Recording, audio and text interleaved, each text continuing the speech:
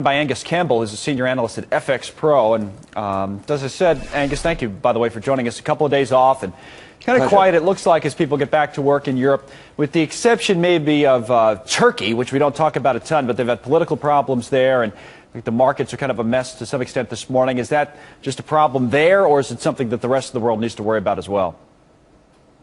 Well, I think that, thankfully, the only turkey I've had recently has been for Christmas lunch.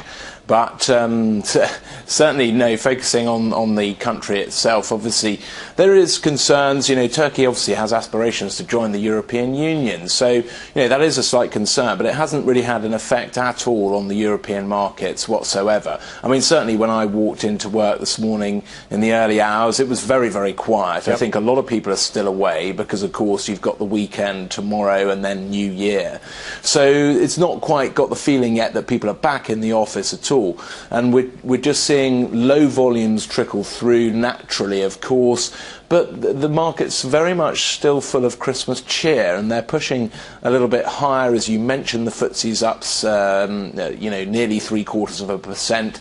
Some of the European indices, the German DAX, for example, the French CAC, they're up 0.75%.